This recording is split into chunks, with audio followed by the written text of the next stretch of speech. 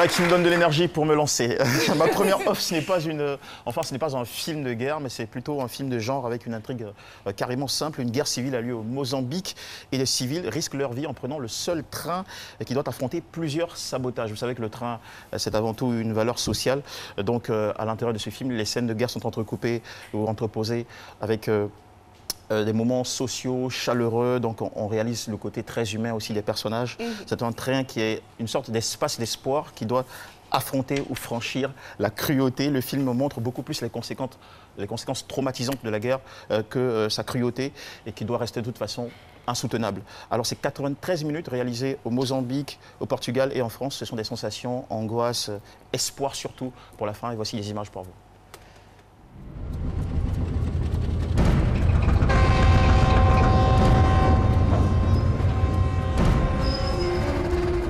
Este vagão é nosso. Todo o comboio é nosso.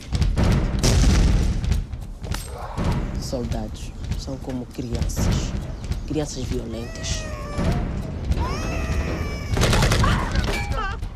Minha filha, pensar muito dá dor de cabeça e não enche barriga.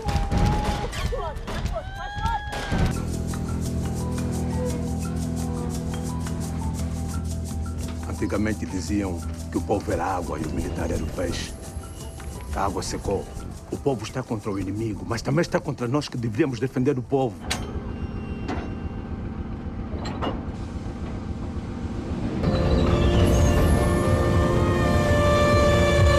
Satanás.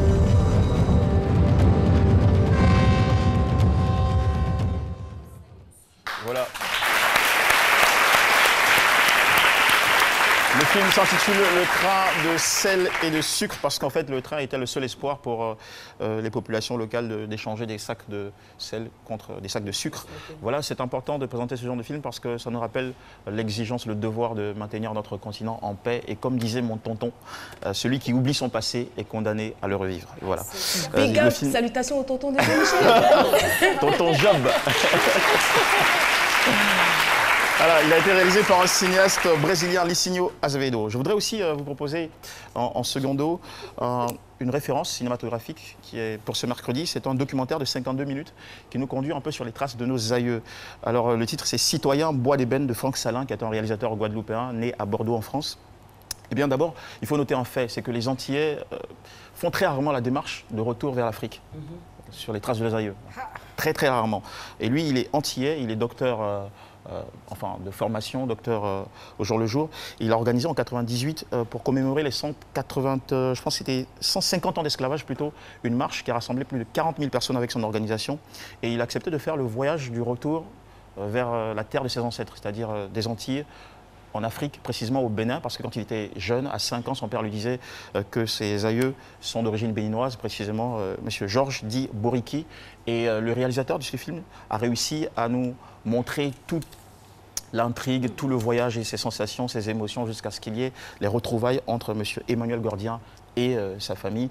C'est une famille qui est appelée les Boïki. Ils sont au Bénin. Et curieusement, il y a une ressemblance physique entre lui et ceci. Donc voilà, c'est un retour sur une histoire qui est très forte, qui est liée à nous. Vous savez que l'esclavage, la colonisation, c'est au moins 11 millions d'Africains, dont 2 millions en ce qui concerne les Antilles françaises. Et voilà, il a aussi proposé au gouvernement béninois... Pardon ? Ok, d'accord. Il a aussi proposé au gouvernement béninois une base de données de 120 000 noms, dont 12 000 noms d'esclaves nés en Afrique, pour qu'ils figurent sur un monument qui sera installé, si tout se passe bien, dans la ville de Ouida, qui est le premier port négrier d'Afrique de l'Ouest. Voici quelques images de ce documentaire pour vous en faire une belle idée.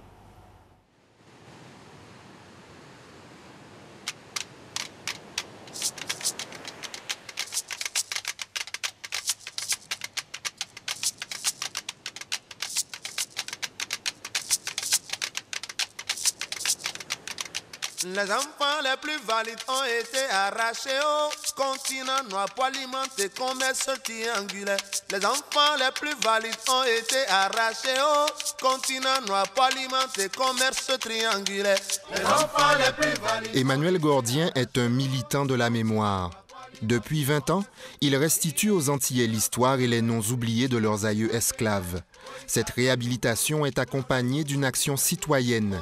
Des monuments portant les noms des anciens esclaves fleurissent en Île-de-France, aux Antilles et bientôt au Bénin. Ils mettent au jour une histoire douloureuse, restée longtemps enfouie. Une démarche étroitement liée à sa quête personnelle. Merci beaucoup Jean-Michel.